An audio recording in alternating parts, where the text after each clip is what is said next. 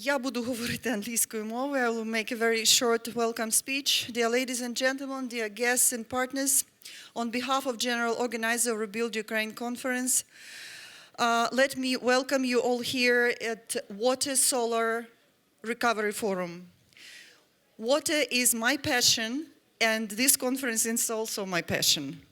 Back in Ukraine, I've been managing Aquatherm exhibition for 17 years, and water is number one and the biggest part of this event. But when we launched ReBuild Ukraine in 2022, it still took us 2 years, till now, till this moment, to develop Water Recovery Forum as part of this prominent international event. From the first days of a full-scale war, water supply system of Ukraine was one of the main targets for the enemy, as water makes crucial and absolutely critical vital importance for human life. Ukraine is managing these challenges due to the invisible at first sight, but not less heroic efforts of the work of water utilities, and of course we would not succeed without a tremendous international help, which was directed at the very first weeks of our great need.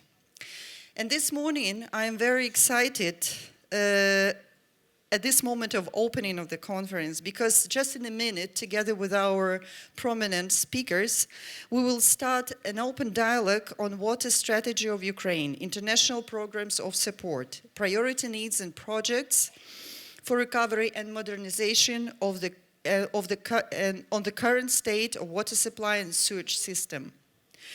It's our very big privilege to have special envoys of France, the Netherlands, and Czech Republic here with us today, this morning, and very soon we'll have them in the discussion panel.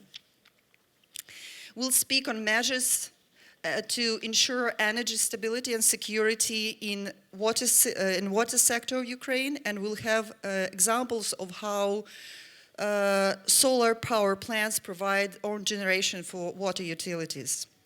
The heads of the Ukrainian water utilities Vodokanals will share the experience of implementation of the projects with the international donor and humanitarian organizations.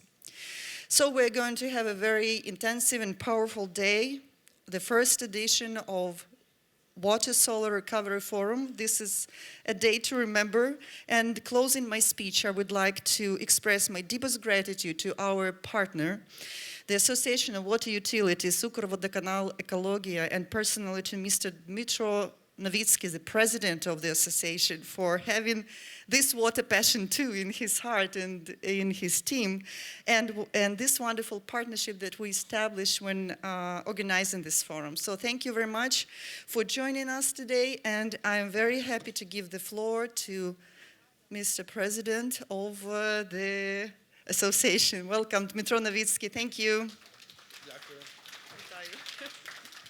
Дякую, Олена, за такі чудові. Thank you, Elena, for these wonderful words, for this opening remarks on our forum. Now Ukraine is encountering the greatest challenge. Water supply, water sewage is an important service, and we need to realize that it's not only the social service, but it's also the infrastructure delivery of service for the critical infrastructure. We should realize that the reconstruction and recovery are the key issues on the time of limited resources, and clear understanding that without the efficient international support, subject to certain coordination, we will not be able to meet those and to respond to those challenges. The idea of this forum is to unite our efforts, of course, efforts of our enterprises, of water channels, of our government and authorities, which coordinate the work of our enterprises, and our helpers, assistants, the international community that's been helping Ukrainian water channel systems for many years, and this support includes the training, technology transfer. It all started before the war, but it got critically important after the full-scale invasion. That's why I'm happy to open this forum as one of the co-organizers, and I would like to give the floor to Marina Denisyuk, Deputy Minister for the Ministry in the Ministry of Development, Infrastructure and Reconstruction. Let's call it that way. Yes, the name of the ministry has been changed some time ago, so now it's the Ministry of Development because our focus is to develop the communities. I switched to English to better understand and for all our partners what I'm going to say. Dear Water Solar Forum participants, it is an honor for me to present the Ministry of Development of Communities and Territories, the ministry responsible for restoration of Ukraine, and address you all on this significant occasion. Today, we are gathered to discuss the challenges and opportunities for our nation, particularly in water supply and sewage sector, which serve as the foundation of sustainable development and secure for our communities. The war brought massive damage on our infrastructure. According to estimates by the World Bank, RDNA4 losses in water supply and sewage infrastructure reach approximately $1 billion US. In such a difficult situation we rely on the support of our international partners and the development of innovation solutions, such as utilizing solar energy and other renewable energy sources to stabilize the operation of critical infrastructure. The Ukrainian government recognized the need to develop strategic directions for the reform of the water supply and sewage sector, which will establish key priorities for modernizing the industry and adapting Ukraine legislation and infrastructure to European standards. In accordance with European acquis, as well as ensuring reliable and accessible water supply for all citizens of our country. You know the difficult situation in our south region with the water supply and the clear water for our people in this region. We are working together with the agency to solve this problem and try to speed up all processes to make it visible in the middle of the next year. And more than 800,000 people will be with the clear water in our southern regions. We understand that the sustainable investment is essential for the sustainable development of the sector, especially to enhance energy efficiency. In this context, attracting private capital, particularly from international companies, is crucial component, as they can bring new technologies, expertise, and financial resources into water management sector. We aim to create favorable conditions for investors and ensure transparency as a basis for successful partnerships. Additionally, integrative innovative solutions such as the use of solar power plants, other renewable energy sources, and distributed generations facilities of water utilities remains a priority. We would like to use complex solutions for not just modernize our enterprises, our water supply companies, but make it more energy efficient and effective. Installing sources of distributed generations at water utilities not only supports energy independence, but also significantly enhance the resilience of this system during potential crisis. We recognize the challenges facing the sector and are deeply grateful to all our partners for their long-standing support, which has become even more critical during the wartime. Today's forum offers an excellent platform for sharing experience and developing joint solutions that will help us overcome difficulties and rebuild Ukraine's infrastructure. Together, we can ensure the sustainable development of the water sector, improve the quality of the life of our citizens, and lay the foundation for Ukraine's future as a strong European nation. Thank you for your attention, and wish you a good discussion in this forum. Thank you.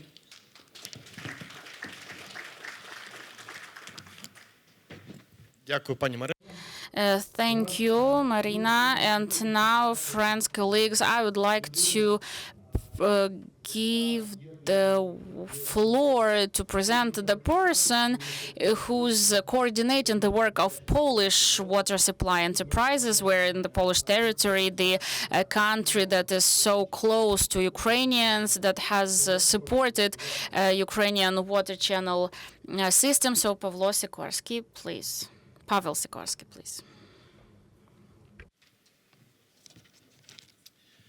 Ladies and gentlemen, welcome to Poland. Thank you very much for the invitation and for the opportunity to speak. Rebuild Ukraine. This message means a lot, more and more every year. As the president of Polish Waterworks Chamber of Commerce, I want to express our deepest solidarity with Ukraine and their serve to renewal and lasting peace. This solidarity is above all expressed our industry acting on multiple levels. Organizing the international trade Vodkan, well known by Ukrainian Waterworks, and where we meet every year with representatives from the Ukrainian sector. Let me mention, for example, the person Dmitry Nowicki, president of Association Ukro Wodokanał Ekologia. Next level is connecting people and companies to cooperate to provide help together, and of course providing aid. This is important because renewal is a process which requires cooperation not only between institutions but also individuals who, when united in action, can resist insecurity and stability to Ukraine. Safe access to water and efficient waterworks infrastructure is crucial to life and proper function of economy. Critical importance of those two things is visible especially today in Ukraine, which today Water Solar Recovery Forum is so important. Our goal is support rebuilding waterworks infrastructure through international partnership to knowledge sharing. I believe that our acting together to lay foundation for Ukraine's safe future. Rebuild Ukraine conference is a great example to solidarity. I'm happy that we are a part of them. I would like to wish you a good construction debates, and thank you very much for your attention. Thank you.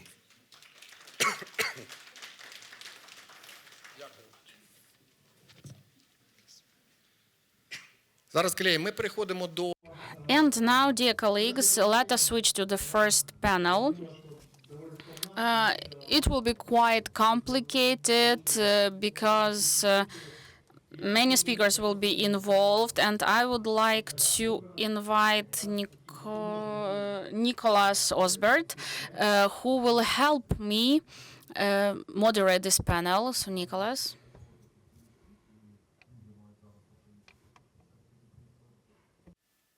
Так, давайте я допоможу. Okay, let me help you. Thank you. Thank you. All right, Mitro. So I'm very glad to be here. Yes, I was introduced, Nicola. I've been working in Ukraine, in Kiev, for the past 2 years, and very happy to moderate this session and to have great representation in the room from the private sector, from the government of Ukraine, and the three special representatives from government of Netherlands, government of France, and government of the Czech Republic. So we have a lot to show, so we'll try to keep the pace. Bear with us on the timing. Дякую, Ніколя. Thank you, Nicholas. And now I would like to invite, well, to say about the first step that we've done already at this event. We will sign the MOU with our friends and colleagues from Germany, Poland, and Netherlands. And now let me invite Peter Dan for a brief introduction presentation of this project. Good morning, everyone. First of all, thank you very much for the opportunity to be here at this forum. My name is Peter Dane. I'm the Managing Director of EBC Foundation from the Netherlands. We are an organization that organizes benchmarking and improvement activities for water companies across Europe. I'm standing here because, like Dimitro said, we are going to sign a memorandum of understanding with the association, together with our partners, LFU TTW from Bavaria, Germany, and Gdansk Water Foundation from Poland. And this MOU, which will be signed in the block of 12:30, is about support. In fact, peer support, as we call it, to Ukrainian water companies. Our organizations have some previous experiences in Ukraine, but as you will understand, it all ended because of the war.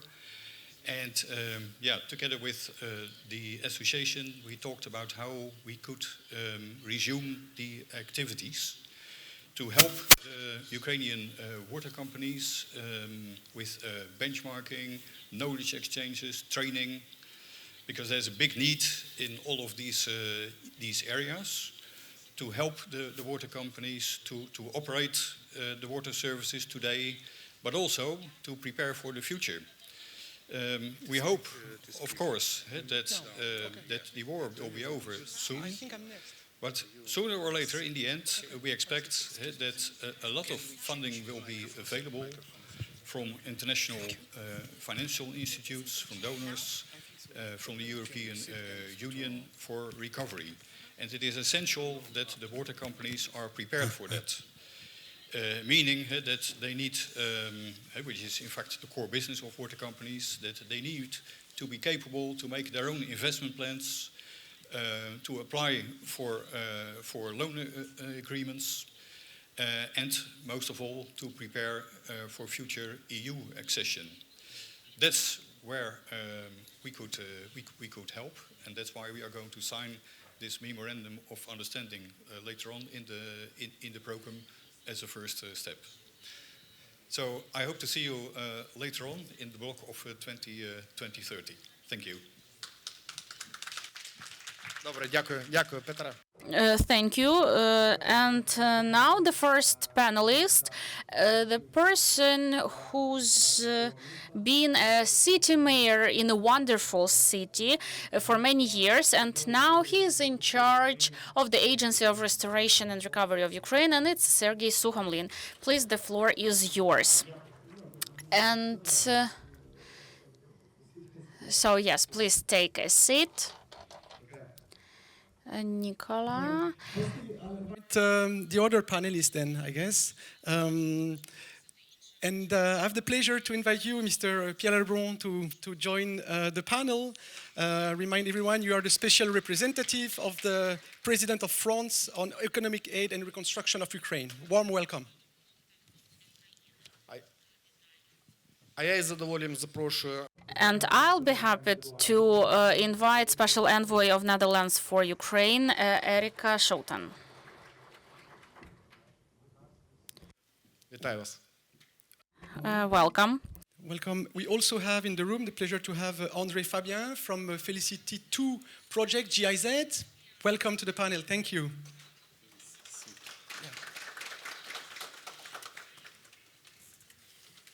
Дякую, запрошую. Thank you, welcome. And now I'm happy to invite Tomasz Kopeczny, a representative of the Czech Republic. So welcome, please be seated.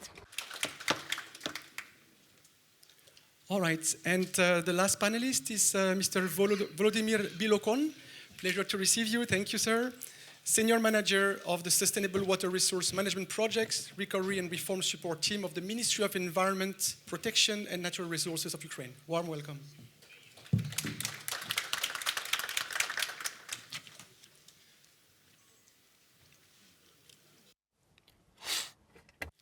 All right.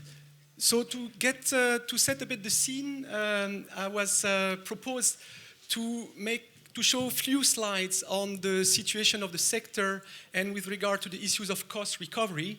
It's a study. It stems from a study that UNICEF is currently finalizing, trying to move the lines and engage a strategic policy dialogue with the government for reforms and in the regulation system to enable better cost recovery. Here we are. So lots of information, but we have a very important speaker, so I'll try to be a bit brief. Okay, so this report is made of 4 sub-reports. One on the state of play, the situation. You have the links here, we can share it afterwards. The options to engage Ukraine on pro-poor tariff options, and in the same way engage the country on the path to EU accession, which is a very strong hope and a very strong aspiration across Ukraine and in the sector of water and sanitation. In May-June 2024, the national regulator changed the tariff structure for the business consumers, hoping this would narrow the gap. We have taken those new data showing that it contributes to increase revenues, but far from ideal. And all of this would be assembled in a policy brief that we want to present to the government at the highest level and co-signed by the various agencies supporting the study. This is a famous picture from the International Red Cross. It basically says that the systems in Ukraine are old, and before the war there were a lot of systemic issues and underperformance, under budget, and we are pushing them to the edge. And unfortunately, in those type of infrastructure, it won't decay little by little. You push it to the edge, and then your reconstruction cost shifts from 11 billion, what it is today, to 110 billion. So that's the risk we try to avoid. It's really to not cross that black line at the bottom and go to having to start everything from scratch, which will very much increase. So that's the threat on our head. Few stats to tell you what's the baseline in terms of access to safe water. We still have 10 million people without safe water, 20 million without safe sanitation. There are issues of water quality. There are issues of urban sewage treated. We did a small survey with 9,000 respondents showing that people are not trusting the water that they drink. And of course, old decaying infrastructure. In Kiev, there are pumping stations that were built in the 1930s, to tell you. So that's the 70 to 90% depreciation of assets as of today. More issues on the non-compliance with drinking water standards, and on the right side you can see the path to the EU and the ambitions of Ukraine. This really tells about our work collectively to help the country to get there in terms of, improving the water quality compliance. On cost recovery, to the best today in Ukraine, among the water utility, we are at 55 to 65% against 100 in the EU. And you can see the level of non-revenue water, and that's a minimum. So it tells about the issues. I'll accelerate. You will see during the day, there are lots of reports. I invite you to read the rapid damage needs assessment with all the data on the needs and the cost estimates for the reconstruction in the sector. And on this picture, you can see Kherson after the destruction of the Kakhovka Dam. Since February 2022, the cost of delivering services has increased in a crazy way. You can see some examples here. The price of electricity, plus 55%. The price of water chemicals, plus 270%, imagine. Cost of fuel, cost of repair times 2, and the cost of taxes as well. And it keeps going up. Sorry. All right. So the tariff structure, the tariff study, we focused on the regulated Vodocanal. It's a tiny amount, Vodocanal, sorry, means the water utilities. It's a small amount of water utilities, but they are the biggest one. And they represent 76% of the population. So that's the scope of the study. It's really the regulated Vodocanal. And this is the typical financial diagram of EU facility, utility. You can see the OPEX at the bottom, the operating cost, the staff cost, and then on top there is the capital investment to renew decayed infrastructure and the set-aside money to recover from debt. So that's how it should look like. But unfortunately, that's a bit the situation. So it's a bit of a fancy graph. So before June 2024, the data that you see there are actual data from our analysis. As I mentioned, there was a game changer, small one, in around June 2024, with a steep increase of the tariff for business consumers. Okay, you can see the number here, increase of 17 to 136% for water supply. What does it bring? At the end of the day, it brings the cost recovery from 76% for water and 71% to only 76%. So a small increase, and you can see the line here. And when you look on the right side of the graph, there are two paths. The dashed path is if we continue with the current system for water tariff, and you can see the size of the debt increasing. It's unsustainable. So the sector really needs some important reforms to bring to accelerate the revenues without impacting the poor, and then finally reach break-even, and then reach set-aside money for reimbursements of loan, which will give a very important sign to the financial institutions supporting the country, and also for the replacement of decayed facilities. 49 seconds left.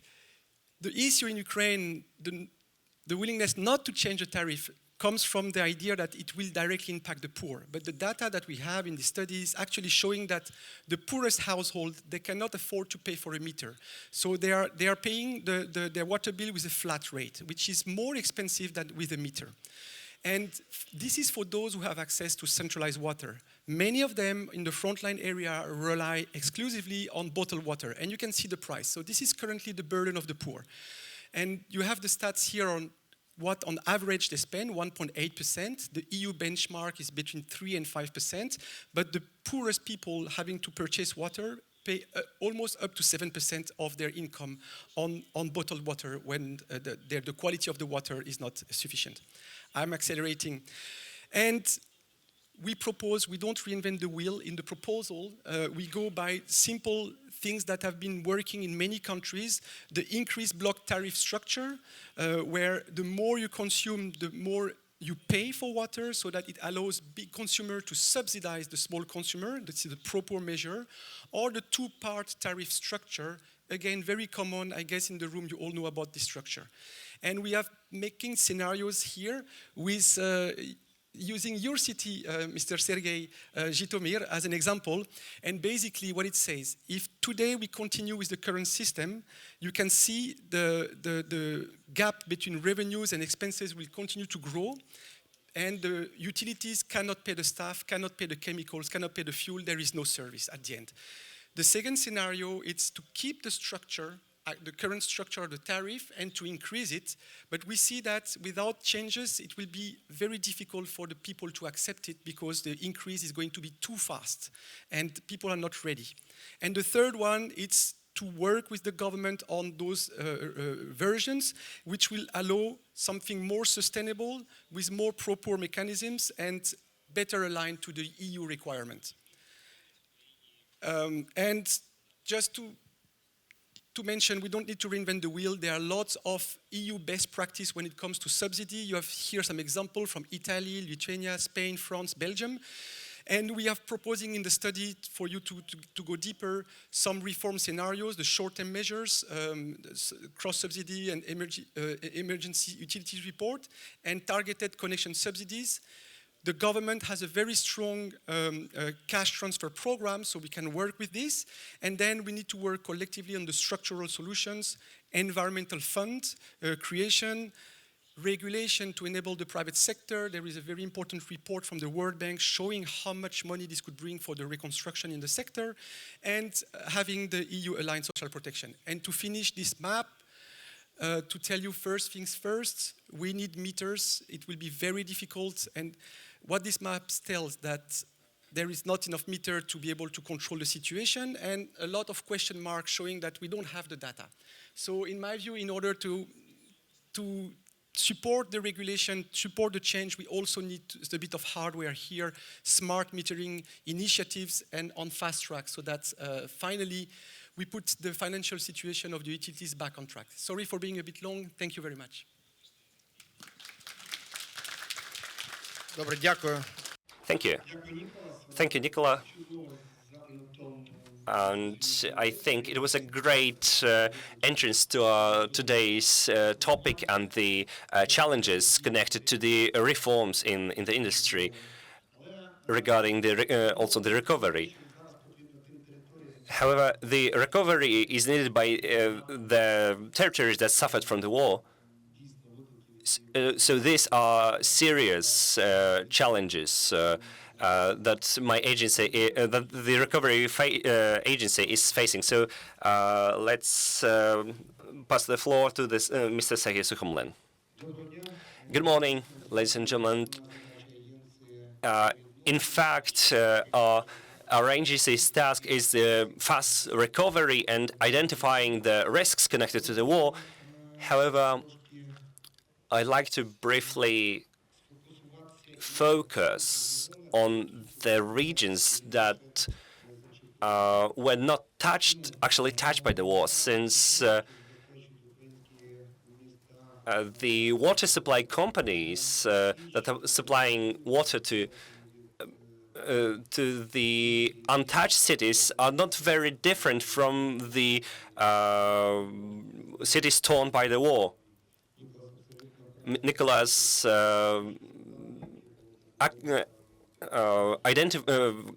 correctly identified the very problem that the infrastructure comes from the 50s, the 60s, or even the 30s of the previous century. So except for the emergency situations, we need to understand that Ukraine will not be the same again. The demographics changed.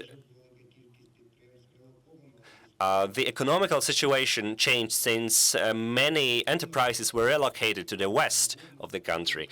The water strategy changed too, which should be encountered in our work. The next thing, we can find credit financing and donors that would help us conducting these projects. However, the thing that Ukrainian cities are lacking is competence of the experts, which hampers our efforts on conducting the changes. So finding competent experts is as important as providing the finances for the projects. Let's take my Zhytomyr. We encounter some errors. So we can get some finances from the World Bank, but without competent experts, it is impossible to conduct the projects.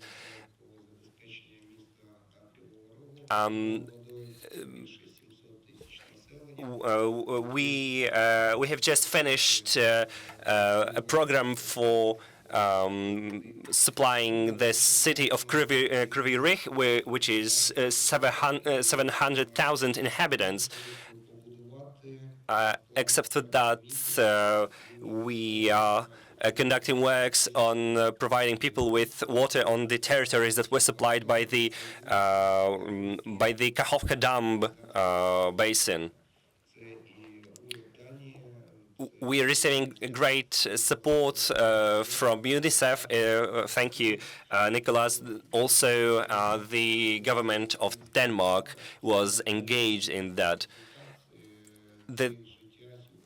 Because this subject is not about some consultations; it's the very life. And when we just started, I would like just to show you one example of how many mistakes we can sometimes make when implementing one or another project. So can I see the slide, please? So this is the city of Mykolaiv, 500,000 residents, and as of now, for over 2 years, they don't have water supply. We had a few preliminary scenarios to provide water to the city, and the pipeline is about to be 70 kilometers with water treatment plants.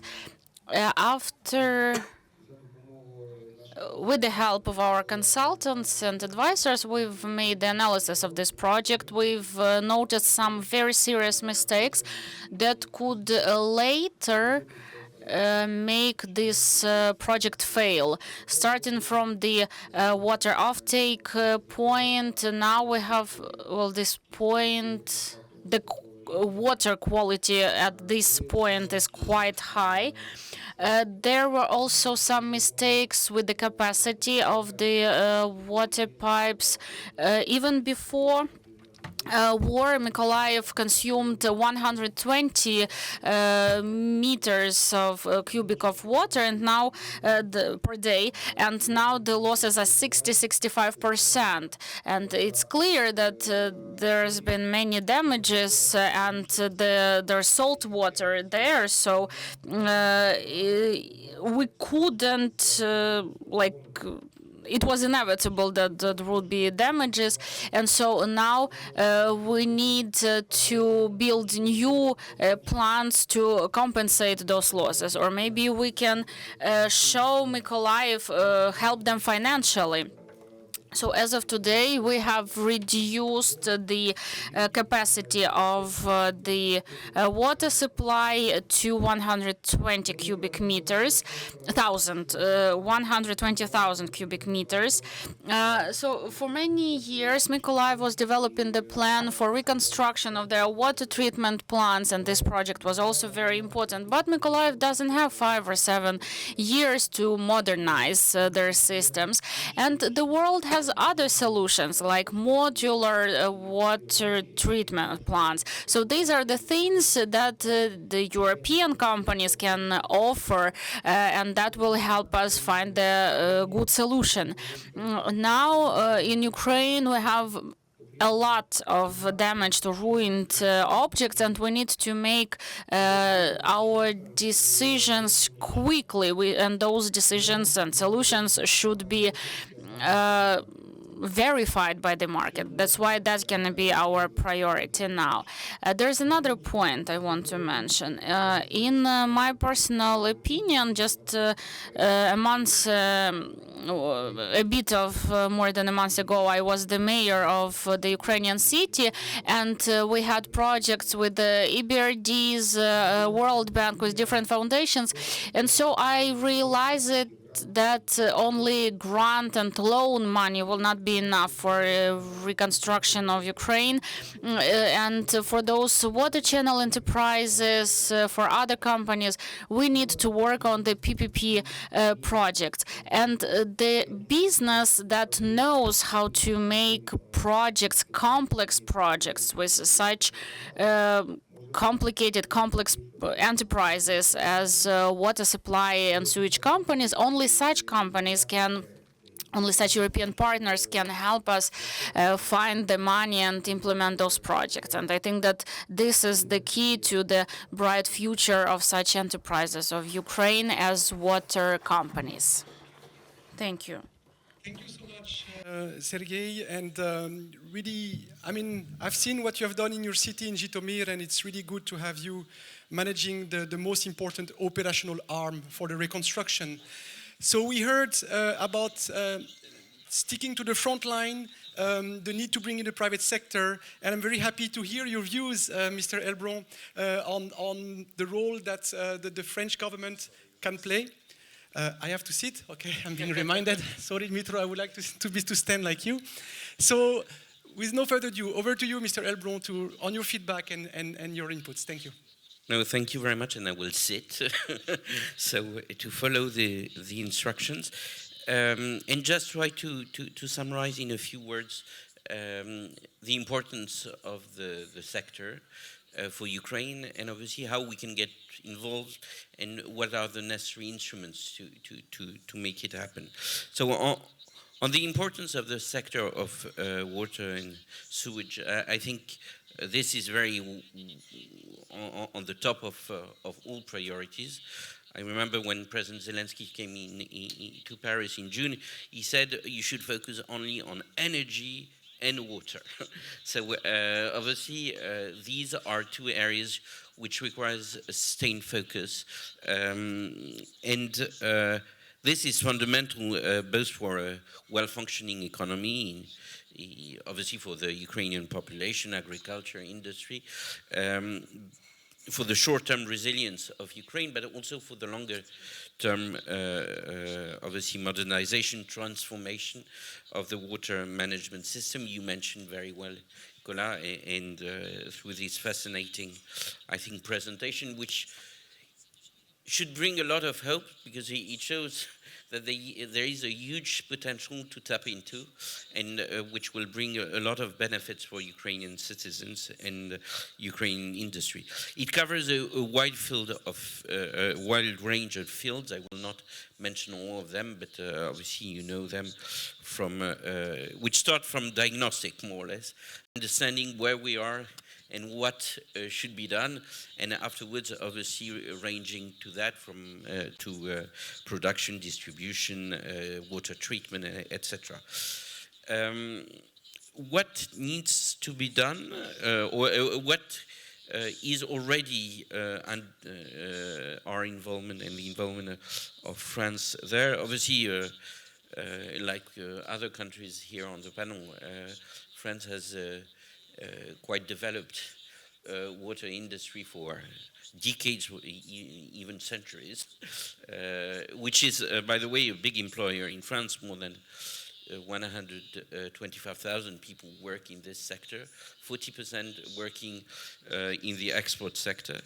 There is a long-standing interest and presence in Ukraine. Obviously, Mariupol has been one area of focus. Unfortunately,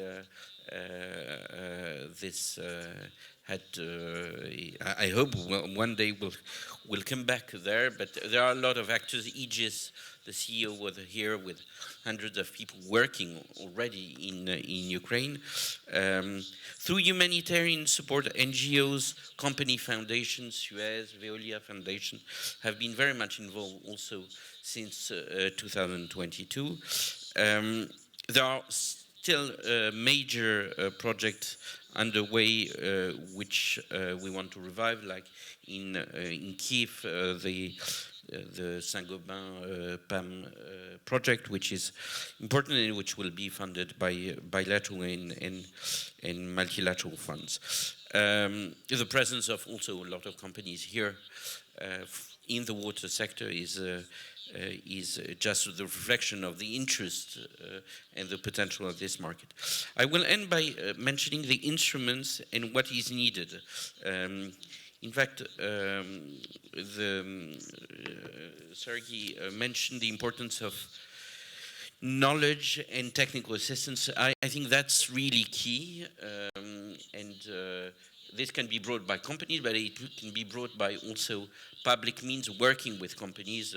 Expertise France, for example, has started this work, for example, in the Chernihiv region, and we with more than 40 people on the ground, I think we want to deploy that in all regions of Ukraine in a collective and coordinated effort with all donors there. I think also we have to develop the whole toolbox at the European multilateral level. Obviously, I see here old friends from EBRD, which has always been very active at the municipal level. We have just opened, for example, the mandate of the Agence Française de Développement, which, like EBRD, will be, in fact, the only bilateral development agency doing direct lending to municipalities without sovereign guarantee. So that will be a very important element to reach out to the local level in a direct way, and water is obviously a very important local service to the population. I will not dwell on also the other instruments where are more traditional loans, concessional loans. Obviously, we are closing more or less the allocation of the 200 million fund we've just created with Ukraine and with Ukrainian authorities deciding how these 200 million will be allocated. There will be a number of projects also in the water sector, because it's really very much at the heart of critical infrastructure. And last word, I would say, since we are many donors and we've spent a bit of time among ourselves earlier in the morning to say how we can strengthen our coordination. I think we can strengthen this advisory capacity, both with the agency and, as I was mentioning this morning in our previous meetings, I think we are very much very enthusiastically endorsing the proposal which has been made in beefing up the capacity of the agency in that area. We have to do that also at the local level, and I'm sure on the basis of what I mentioned and what we can do collectively, we will be much more effective and impactful in doing that collectively. Preparing also some policy difficult decisions, you mentioned them very well. Tariff reforms are very much a must in the way of implementing also the European standard, which can be a win-win, obviously, deal, obviously accelerating the path of Ukraine on the European road, but also bringing concrete benefits to Ukrainian citizens. Thank you.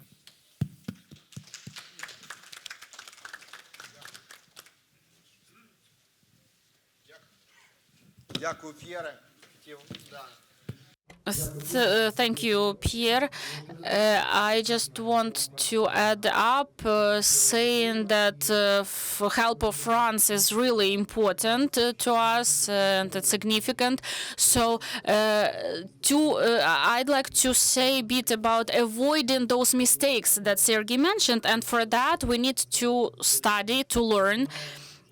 And that's why our association ensures those training opportunities for our employees for many years. But if we involve international help to that, it's much more efficient. And one of the countries that helps Ukraine train our employees, our experts, is the Netherlands. That's why I have a pleasure to give the floor to Erika, please.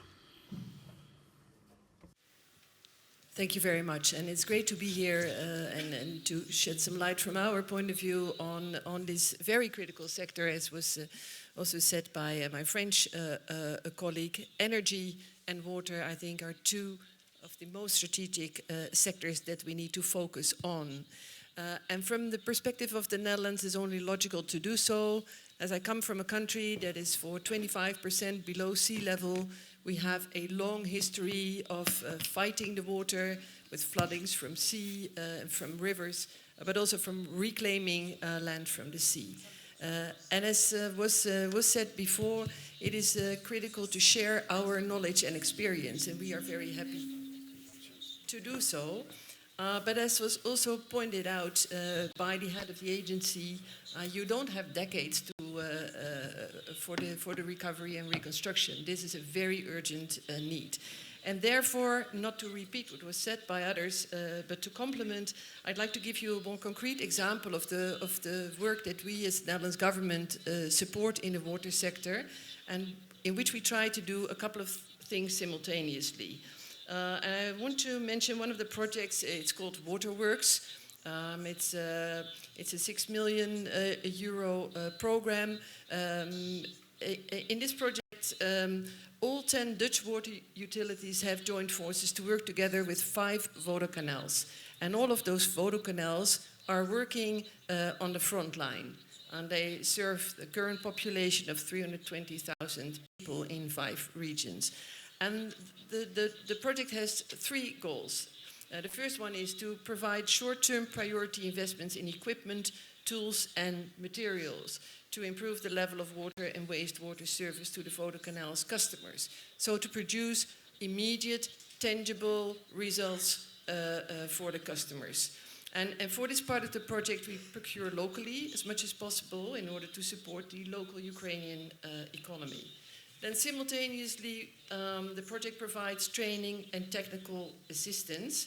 And then thirdly, it produces 5 long-term Build Back Better investment plans and an overarching plan ready for funding. And we think this is important as bankable projects are not readily available, but are crucial not only to get loans and grants, but also to attract private investors.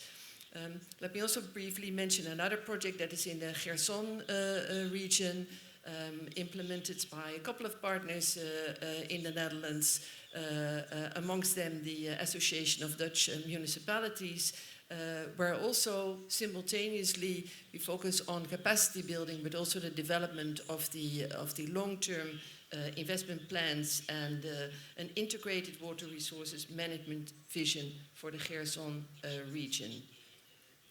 Well, you just heard Peter Dame from EBC, already active in Ukraine before the war. I'm really happy that you're going to sign this MOU with German and Polish partners today, and I think the way you want to work is along the same lines. So to tackle urgent recovery, capacity building, and preparing for the future to build back better with long-term investment plans. I think that is the strategy that we have adopted so far, and which we would like to continue in very good cooperation with international partners, but first of all with our excellent Ukrainian partners. Thank you very much. Thank you. I remain seated for the transition. Thank you for these words, and really thank you for insisting on the locally sourced, locally produced. I mean, all collectively, we really need to make the recovery effort benefit to Ukraine. Ukraine engineers, Ukraine contractors, that's very important. And just my 2 years on the ground, it's really pleasant to work with the government, with the utilities, with the municipalities. There are plenty of challenges, but there are plenty of things ongoing as well, and very inspiring, and that's why I extend my stay. And so it's an invitation to you and to Mr. Elbron to take more leadership in the coordination of the donors that we support, and with the government in some areas where you bring us the added value. I was thinking about all the work around capacity development from the Netherlands and from France, maybe the utility-to-utility partnerships to be solved. But take leadership, and I think you can make good strive. With this, before going to you, Thomas, we shifted a bit to hear Andre, our friend Andre from GIZ, who has been working on technical assistance for many years in the country, and on your feedback on what was discussed before and future plans. Over to you, Andre. Thank you. Yes, thank you very much. It's a great honor to be here with all of you and on this panel. Yes, as it was said, I'm working for GIZ. This is the German technical cooperation agency, and we are having in Ukraine and in other countries, like in Central Asia and Moldova, a joint initiative with the European Investment Bank. And I think it's quite a unique initiative because it helps to build the bridges between the different problems that today have been already outlined here. So the strength of the technical cooperation, the capacity development that we can support for the water utilities in Ukraine, to bridge this with the requirements that the bank, like the European Investment Bank, has in order to fund projects which are on the ground. So our function here is, so to say, to build a bridge between this gap which is existing in terms of enabling environment. We talked already a little bit also about the legal aspects, about capacity needs of water utilities, or also in the ministries. So these kind of gap we can try to support to close. There is also very important to develop financial mechanisms that are viable, economically viable, and how the flow of funds, like from an EIB loan or also soft loan from EIB to the government, how this can flow to the municipalities, how the payback can be organized, how, let's say, the state can also give subventions to different utilities. Last but not least, and this was also mentioned by my colleague from the Netherlands already, it's very important to also prepare concrete investment projects. So the main part of our initiative is going into the concrete preparation of investment projects for water utilities.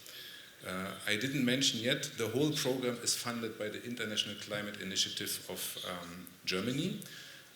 And the idea, and there is also a great potential, is to reduce the energy consumption of water utilities in Ukraine for the future, to reduce emissions of methane, make use of all the efficiency potentials that are in the system.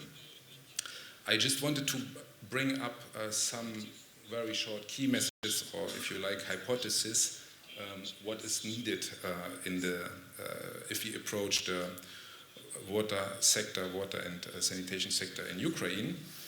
And the first one is that the security risks that you, colleagues from Ukraine, have described, which are unbelievable still, for me at least, what is happening, how you be resistant to what is happening every day, the security risks, but also the risks that are coming from the already sense, that we can already sense from climate change.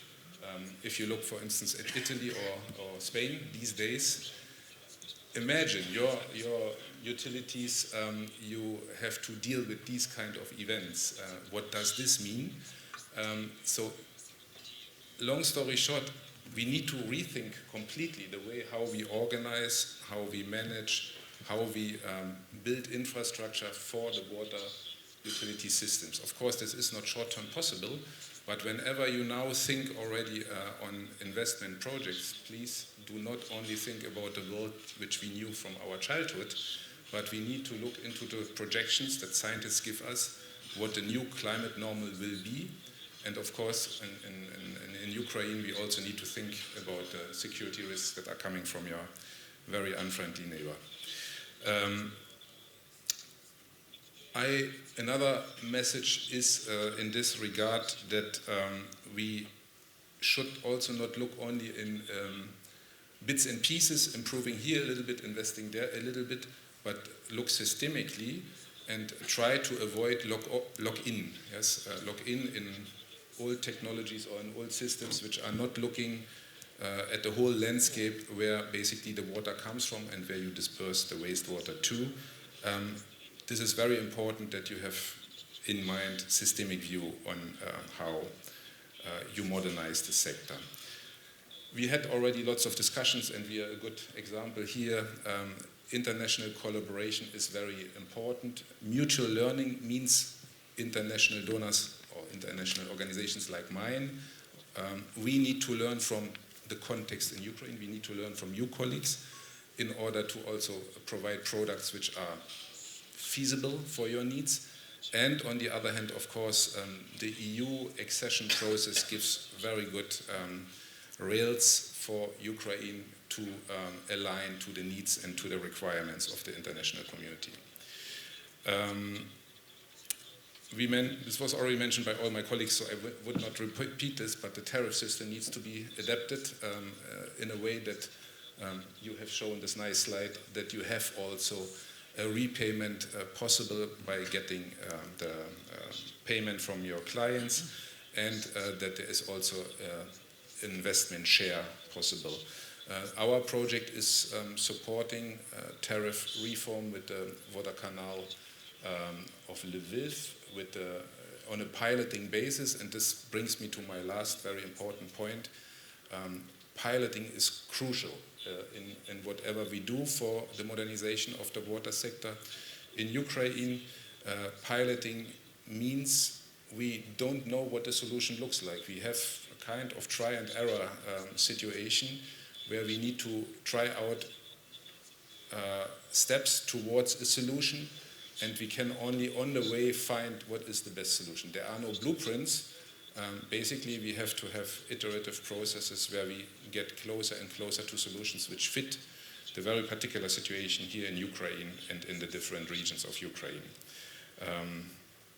I think with that I would end, and I hope that really we can have a good collaboration between all the partners here on the panel, and also I am happy to get to know all of you and your particular situations in the water canals. Thanks a lot. Добре, дякую, Андре. Thank you, Andre. If just a short diss on your thesis, we feel the climate change very much in Kiev. So, and this is a challenge that we used to face even before the war, and we were actually encountering this. And more on the pilot projects about the economic sound project based on the Lviv water canal. It is very important that we want to demonstrate economically reasonable tariff as a proper way to work. And after being successful, we'd like to copy-paste that to other water canal and companies. The next speaker, Tomasz, with great experience when we are talking about this necessity in standardization in our industry. And I hope that we'll increase our cooperation. Szanowni Panie I Panowie, it's an honor to be here on this panel in such an esteemed presence, and it's an honor to share some of the lessons learned and some of the experiences we've had over the past 2 years since we started to focus on the topic of water sanitation, water sewages, and so on. I will have a few points. First, from the strategic level. So what we have observed over the past 2 years is that what is the most desperately needed ingredients when it comes to the change of water management system is the change of mentality. I see the situation similar to what we have been in with regards to energy 2 years ago. Now, since then, most of the ministers of foreign affairs, even prime ministers, most of the politicians, and definitely envoys for reconstruction have learned so much about, combined heat and power units, gas turbines, auto transformers. I mean, most of us have not known about these words 2 years ago. Now, the same situation we're getting in the water area. And also, this is being confirmed by the panels of today, of yesterday, by the general focus on the topic. It was not here 2 years ago. I mean, the message from President Macron, from President Zelensky to President Macron, was very much the same that we got in Prague as well. Energy, water. That's what will be the most difficult. And again, it was not here 2 years ago. The discussions were not there last year. But already now we do have some experiences. And how is that? We started to focus on water, sanitation mostly, right after the destruction of Novakachovka Dam. It had to do with our special focus on the Dnipropetrovщina, on Dnipropetrovsk region, because it was the most affected one. And we precisely did the piloting, the trials, the try and the successes and errors on the way. So, long story short, it took us 1 year, and we have delivered enough sanitation plants, water treatment plants for more than 130,000 people in Dnipropetrovshchina, in 13 different communities. At first, it's one of the lessons learned. I mean, there was sort of a resistance or uncertainty on behalf of the communities, on behalf of the partners, whether they actually want it. The streets, the main streets though, full of shops, were full of plastic bottles. I mean, it was the main article when I was going into these towns in Dnipropetrovshchina. So like most of the goods sold in the towns of like 10,000 people were plastic bottles of water. And it's not there anymore since a few months because we delivered these technologies. So this is what can be done quite fast, quite efficiently, even though the communities, the municipalities wouldn't have imagined this before. Now they are happy, and we got the plan that by summer next year we should get from this 130,000 people to roughly 400,000 people being covered by our assistance in this way. Now, this is the very much decentralized level. I'm talking about small towns. The situation is very much different in bigger cities, that's for sure. But again, here it's about the change of mentality. We are in intense discussions, especially in Dnipro, in Kryvyi Rih, in Kharkiv. Those are the three cities with which we work the most. And there are some hard truths we need to face, like what are the manuals, what are the textbooks that the leaderships of the water canal companies have been learning from how to maintain their systems. Like I have seen water pumps built in the 1930s, I have seen storages from the 1970s.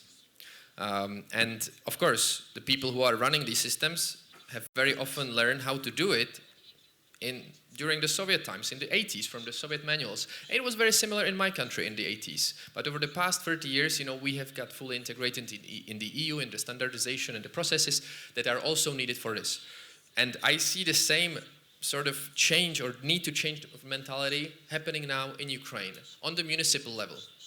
Because at the end of the day, with all the governmental effort, as long as you don't have the people with enough of flexibility or open mind and also savoir-faire, know-how, in the concrete companies, you don't do nothing. The reason why we have been successfully delivering decentralized energy units to several cities in Ukraine was because there was a leadership in those companies. Yes, the city mayor is important, the council is important, but the city companies responsible for energy were crucial. Now the same is for the water canal companies. That's crucial.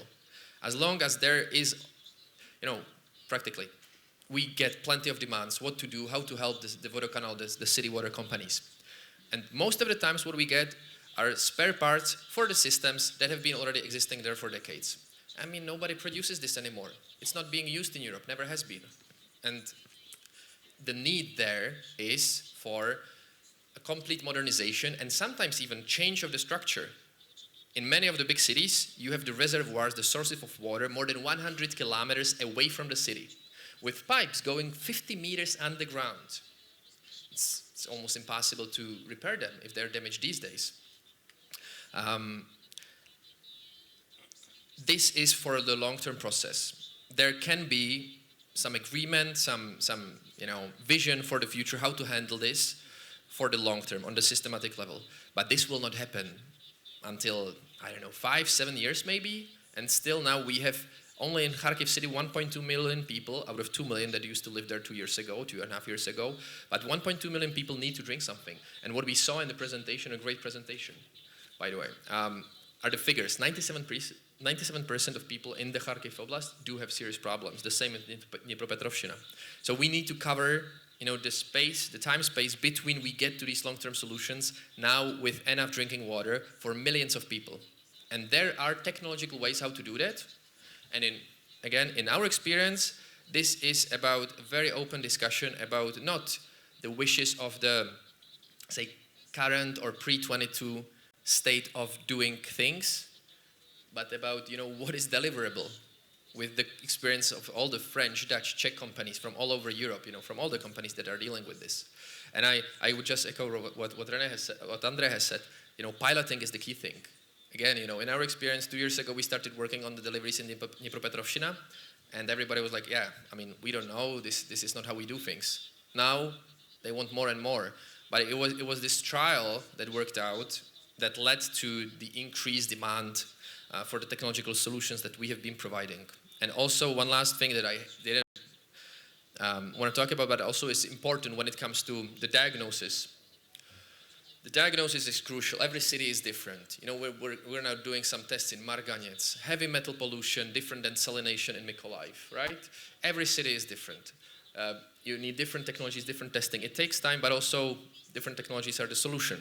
But besides this technical point, second most important is absorption capacity. Again, it's the people working out the specifications. And third, the climate change.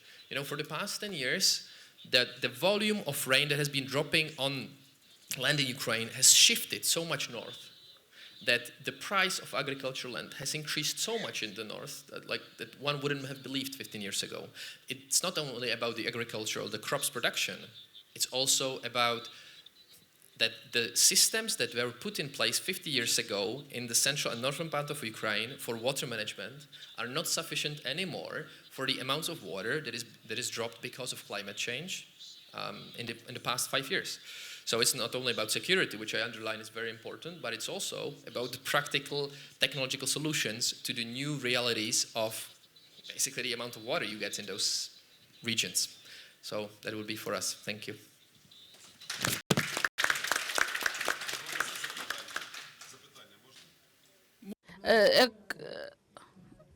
There is a question, if I may. So I have just one more question from Sergey Sergey said that one of the forms of management of the enterprise can be the PPP.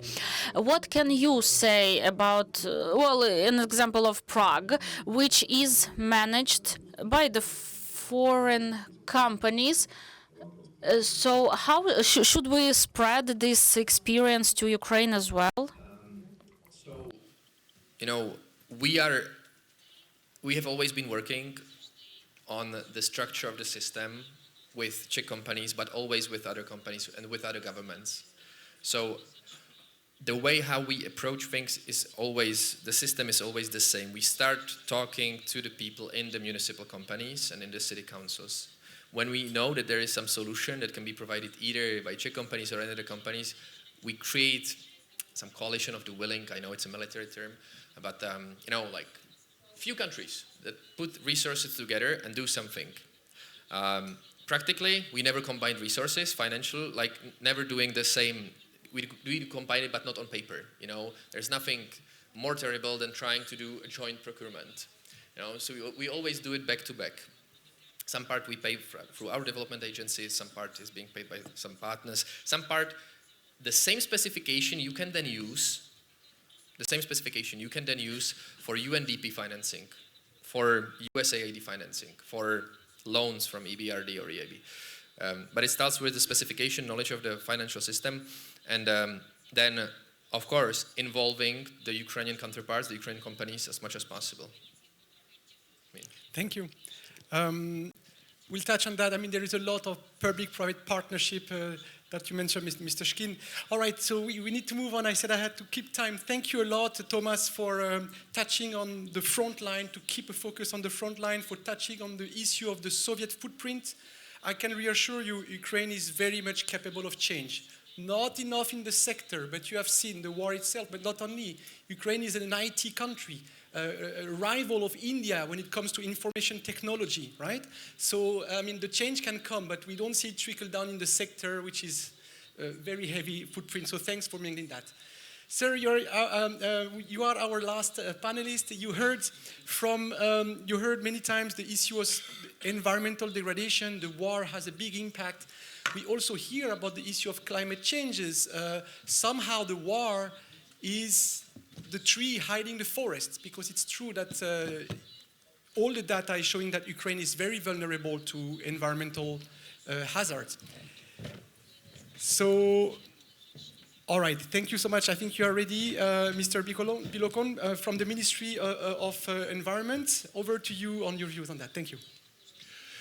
Дякую, пане Ніколасе. Thank you, Nicholas. So I want to suggest the water strategy of Ukraine as the key tool used for integration of the water laws in Ukraine to the approximation of the laws to the European ones. So first of all, let me tell you about our international commitments. Definitely, this is the association agreement which came in force in 2017, and now we're talking about the attachment 30 to this agreement, which defines 6 primary water-oriented directives that will approximate Ukraine to the EU. Within the regional context, we have to talk about the Water Convention, which is which has been considered by Ukraine for a long time, and in 1996 it was Ukraine acceded to this convention, and right after that, in 1999, we ratified the protocol on the water and health, which became the basis of our future actions, and definitely there's this Ukraine's intention to have these sustainable development goals. This is a very important aspect of the global context, and now we introduce it at the national level of Ukraine, and we had the very important decree of the President of Ukraine dated August to 2019. So this was decree on the sustainable development of Ukraine. Speaking about the Ukrainian laws, we first of all have to talk about the Water Code of Ukraine. It was adopted in 1996, but lately it got amended heavily. And now those amendments let us say that now we have this legislative basis framework, which almost totally corresponds to the Water Framework Directive.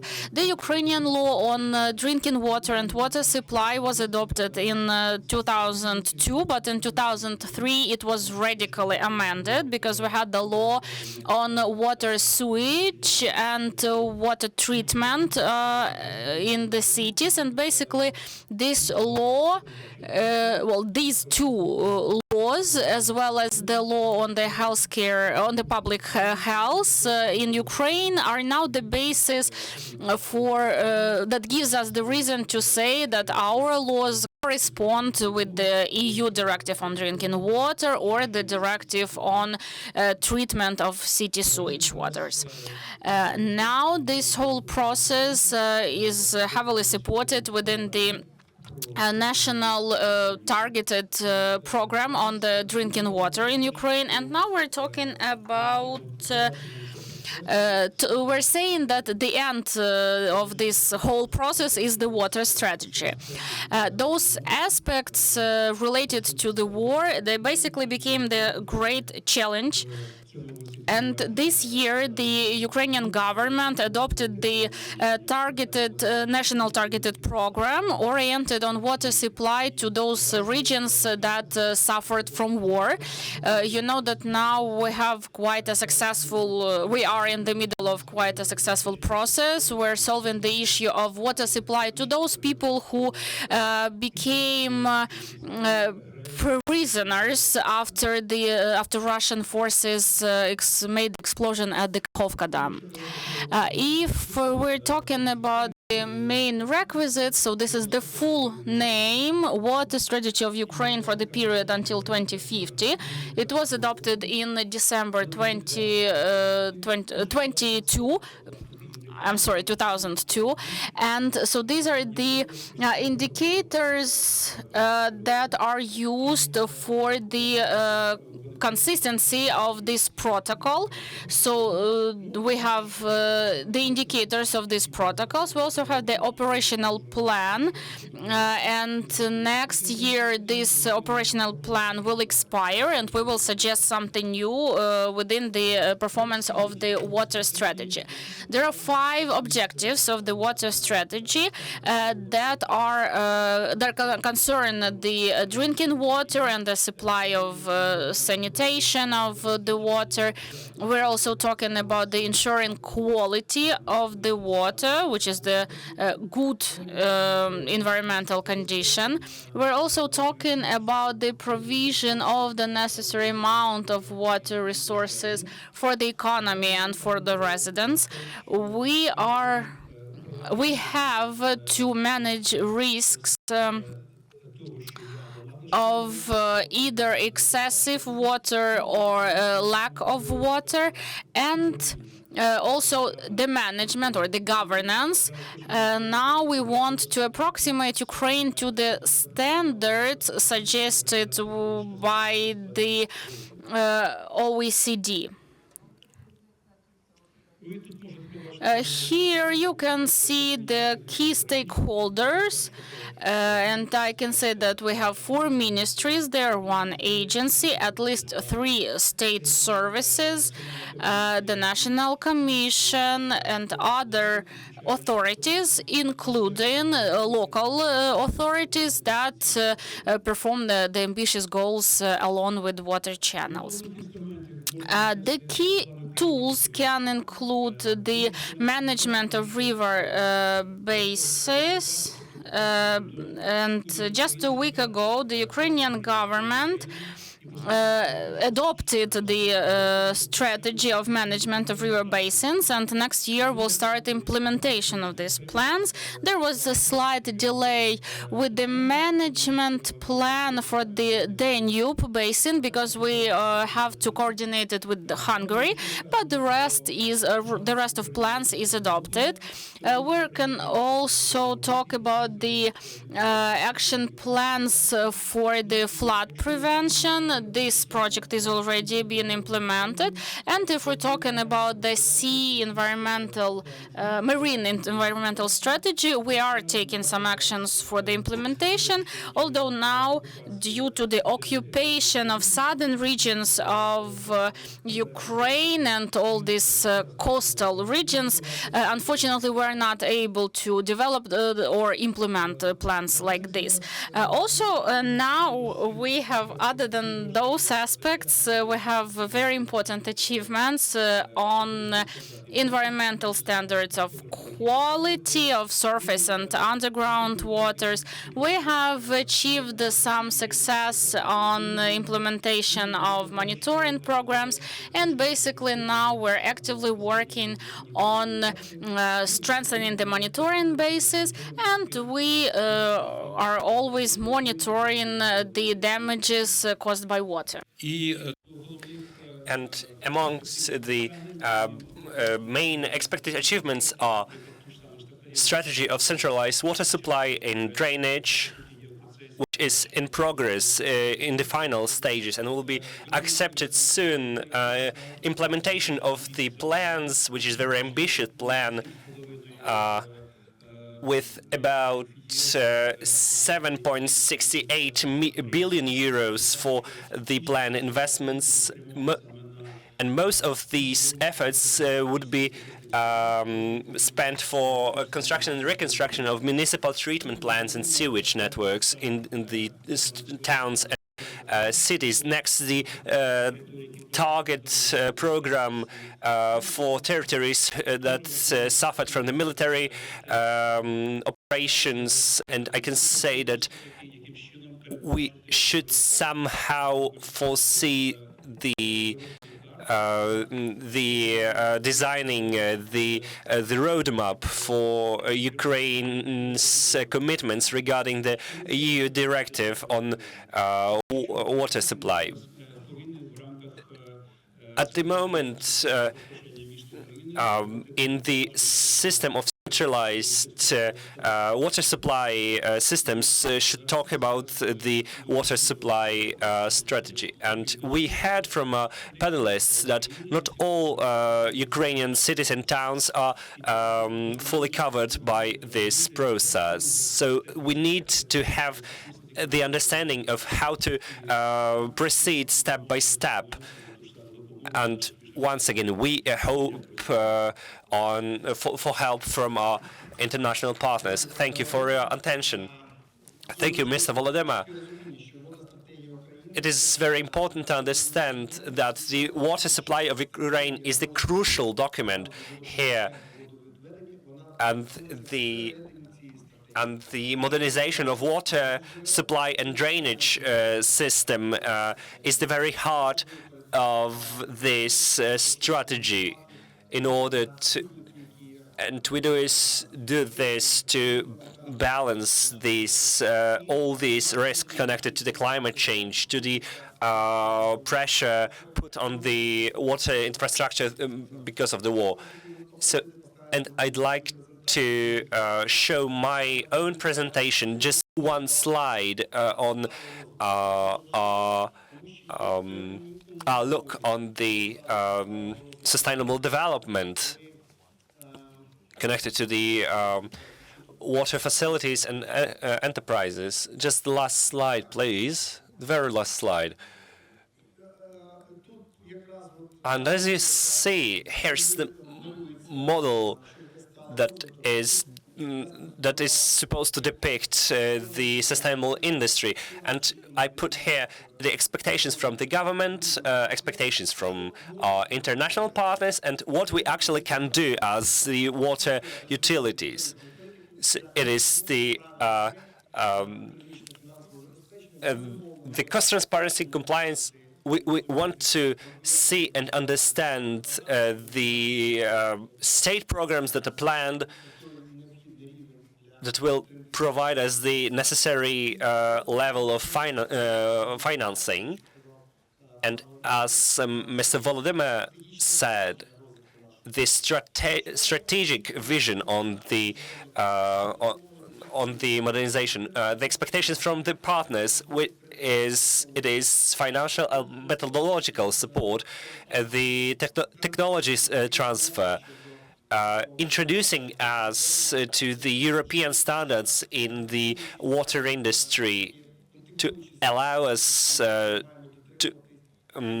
to integrate in the European community in all terms, including the water industry. But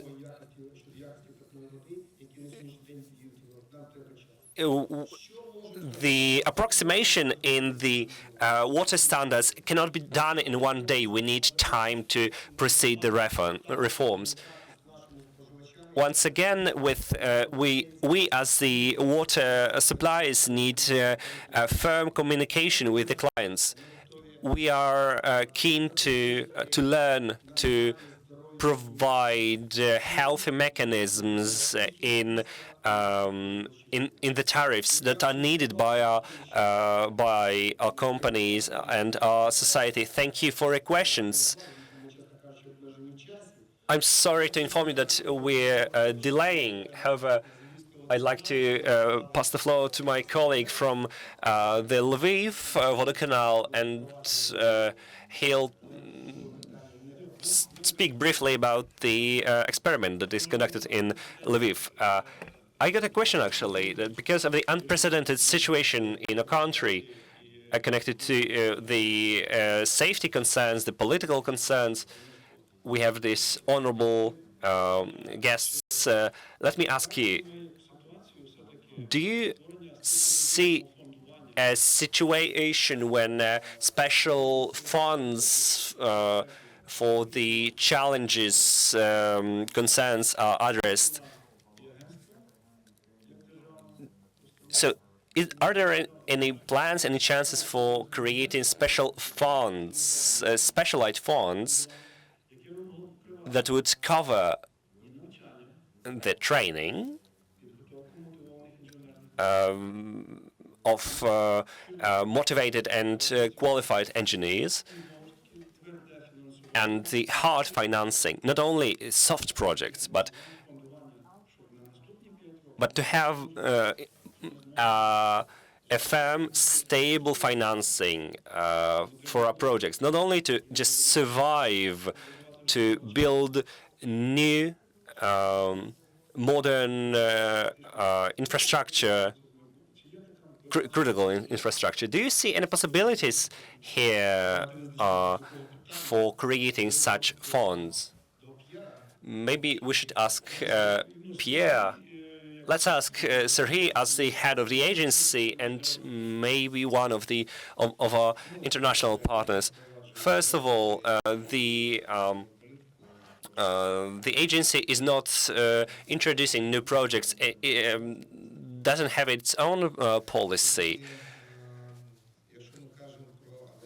Speaking of urgent situation, emergency situation connected to war, it can be efficient, but in terms of these strategic plans and the strategic development, I got another point of view in this question, because for many years,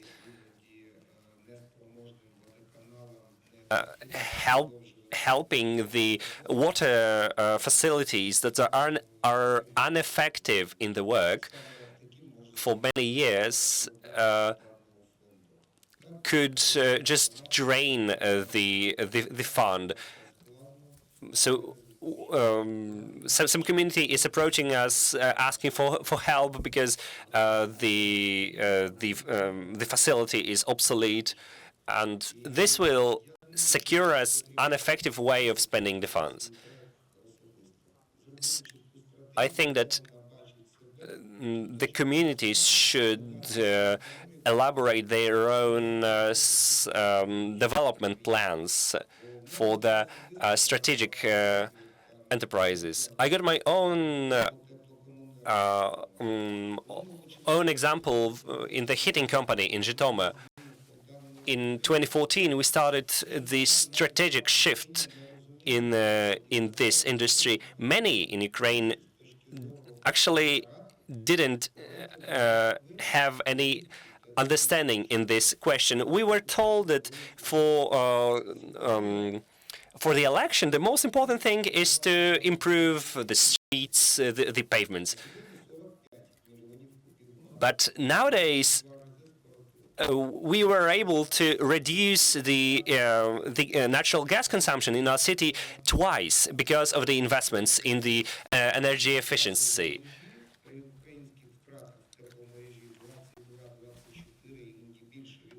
And with the national average on the energy spoilage in the network of 22-24%, in our city, the energy loss is only 2 to 3%. So first the strategy, then the move forward.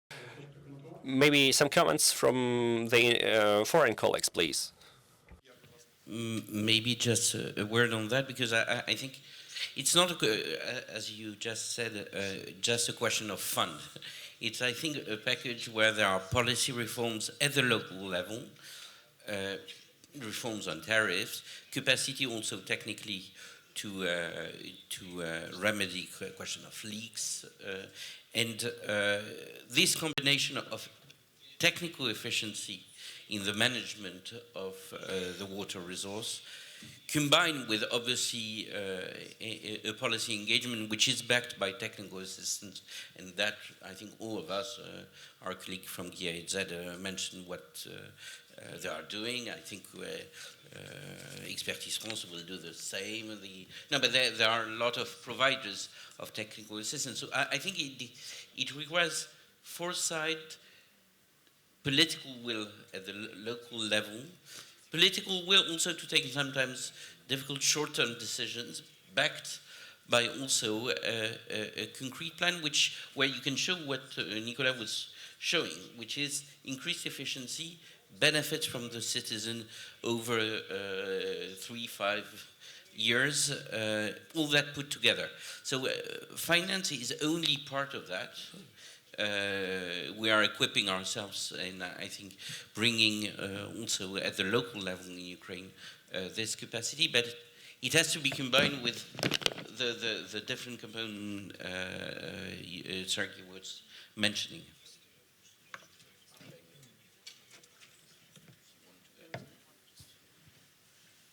Yes, Thank you very much for this question. I'm not sure whether I understood it correctly, but the problem is that people are leaving their positions. Specialists are not paid well enough in order to bring forward reforms. So they leave their positions. If this is the point, then it's no? No, no. No. The point is, if we compare how we can training our people, we have paid for the trainers. We have to have survey. We have to pay survey for the professional engineers. Money from where?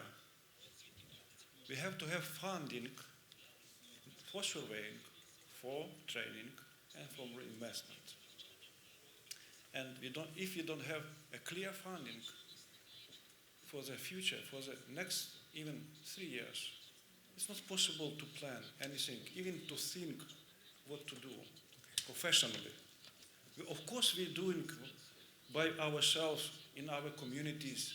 We're thinking, planning, we're preparing. But if we want to build a new one, a new infrastructure, energy sufficient, with the newest achievement of the equipment and technologies, we have the clear funding of this. This is the point. Давайте я Let me help you maybe. So we are talking about the development strategy for the sector as a whole, and we understand that this strategy should involve all the mechanisms, the analysis of the situation, the clear rules of the market, because the source of funding is the consumer, either through the tariff or through the tax. And this way we can solve this issue. Of course, we need the strategies. Sergey, do you want to add up? But dear colleagues, since we're short on time, I will just add you 2 words. Through the budget or through the realistic tariffs. But there is the third way.